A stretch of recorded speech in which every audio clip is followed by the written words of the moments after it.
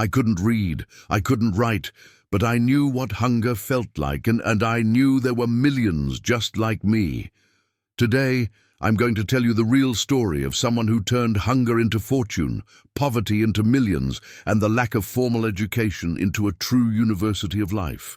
Get ready, because this story is going to make you question everything you think you know about success. Maria was born in a small rural town where the only certainty was the uncertainty of tomorrow. The daughter of farm workers, she grew up between barren land and scorching sun. At 7 years old, while other children were learning the alphabet, she was learning to survive. There was no school, no notebooks, no teachers. What there was hunger, a lot of hunger. Her mother, a woman with calloused hands and a giant heart, had a special gift. She could transform practically nothing into something delicious. With just 3 basic ingredients, she created recipes that had neighbors knocking on the door. "Mom, why does everyone love your food so much?" little Maria would ask. "Because, daughter, I cook with love, and love is the seasoning that no one can buy." Those words would stay with her forever. At 14, Maria was forced to leave her town. The drought had devastated everything. There was no work, no future. With just a cloth bag and her mother's recipes in her memory, she left for the big city. Los Angeles welcomed her with all its cruelty and indifference. She slept on the streets for 3 weeks, went hungry for an entire month, cried every night for 2 months, but she never gave up. She got a job in an industrial kitchen, washing dishes for 12 hours straight. Her hands bled, her back ached, but her eyes observed everything. While other employees complained about work, Maria studied. Not from books, because she couldn't read, but she studied the chef's movements, memorized spice combinations, learned cooking times by heart. The streets had become her university, hunger, her motivation, and determination, her diploma. 3 years later, at 17, something changed. The head chef fell ill during an important event. Total panic. Hundreds of meals needed to be ready in just a few hours. Maria, the dishwasher girl, raised her hand. "I can do it." Laughter, doubt, disbelief. But there was no alternative. That night, Maria cooked like never before. Each dish was a memory of her mother. Each seasoning, a reminder of her hometown. Each recipe, a piece of her soul. The result? Customers wanted to know who the chef was. The restaurant owner couldn't believe it. Co-workers fell silent. Maria had just proven that she didn't need a degree to have talent, didn't need formal education to have value, didn't need permission to be extraordinary. At 22, Maria had managed to save $3,500. Working 3 jobs simultaneously, sleeping 4 hours a night, living on the bare minimum. Most would say, save that money, it's all you have. But Maria wasn't like most people. She rented a tiny space in a working-class neighborhood, bought second-hand equipment, created a menu with just 5 dishes, all based on her mother's recipes, but with her special touch. The name, Flavors of Home. The first months were terrifying. There were days without a single customer, nights when she thought about quitting, moments when doubt almost won. But every morning when she woke up, she remembered the hunger she'd experienced, the mother who never gave up, the promise she made to herself she would never be poor again. 6 months after opening, something unexpected happened. A food critic, lost in the neighborhood, walked into the small restaurant by chance. He ordered the simplest dish on the menu, roasted chicken with rice and beans, a humble recipe, basic ingredients, nothing fancy.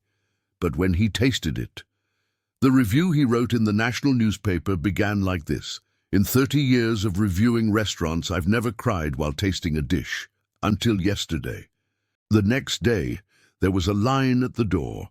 The following week, it was impossible to get a table. The next month, Maria needed to hire 5 employees. While other restaurants tried to be sophisticated, Maria stayed true to her roots. While other chefs created complex dishes, she focused on true flavor. While others charged a fortune, she kept prices fair. Her philosophy was simple. Good food doesn't need to be expensive. It needs to be real. She opened a second restaurant, then a third, then a fourth. But the real revolution happened when she decided to create packaged products, sauces, seasonings, preserves, all based on her mother's original recipes. She started selling at local markets, then in small stores, then in regional supermarkets. At 28, Flavors of Home was in every major chain across the country. Today, at 35, Maria runs a company that generates $18 million in annual revenue. She owns 23 restaurants across 3 countries. Her product line is available at over 2,000 retail locations. She employs 340 people, many from backgrounds similar to hers. But here's the most impressive part. She still can't read or write perfectly. She hired assistants for that. She focused on what she did best, creating flavors that touch people's souls. When asked about the secret to her success, Maria shares these lessons. 1. Formal education is valuable, but it's not everything. I learned math by counting change. I learned management by managing kitchens. I learned marketing by observing what people loved. Life can be the best school if you're willing to learn. 2. Transform your pain into purpose. Every time I went hungry, I swore I'd help others never go hungry. Every time I was underestimated, I promised to prove them wrong. Pain can be fuel or it can be poison. You choose. 3. Authenticity beats sophistication. People can feel when something is real. I didn't try to be what I wasn't. I stayed true to my roots, and that became my greatest differentiator. 4. Start small, but start. I had only $3,500 and a dream. I didn't wait for perfect conditions. I started with what I had, where I was, and improved along the way. 5. Hire people better than you. Can't read well? I hire people who can. Don't know finance? I hire experts. My job is to have the vision and bring together the right people to execute it. Today, Maria has created a foundation that offers free culinary courses for underprivileged youth.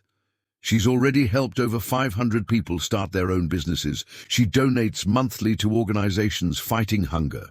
I'm wealthy today, but I still remember the taste of poverty. And as long as there's someone going hungry, my work isn't complete. Listen carefully to what I'm about to tell you. Maria's story isn't about food. It's about decision. It's not about having education. It's about having determination. It's not about starting with a lot. It's about starting, period. How many excuses are you using right now? I don't have enough money. I don't have the right education. It's not the perfect time. I don't know if it'll work. Maria didn't have it either. Maria didn't know either. Maria was scared too. The difference. She started anyway. If this story touched you, if you felt something stir inside you, then this is your sign. Subscribe to this channel now. Every week we share real stories of people who turned the impossible into possible. Hit that like button if this story inspired you to take that first step, whatever it may be. Comment below. What's your dream that you've been putting off? What business, what project, what idea is stuck inside you? Write it now. Because when you write it, you make it real. When you share it, you create commitment. When you act, you change your life. And if Maria could build an empire without knowing how to read, imagine what you can do with all the resources you have today. Don't wait for perfect conditions. They never come. Don't wait for more money. Start with what you have. Don't wait for permission. Give yourself permission. Your moment is now. See you in the next video. And when we meet, I want to know, what step did you take after watching this story? Turn on the notification bell so you don't miss the next success stories that could change your perspective forever. Remember, Maria started with hunger and determination. You already have access to unlimited information, tools, the internet, and this supportive community. There are no more excuses, only decisions. It's time to write your success story. Let's go.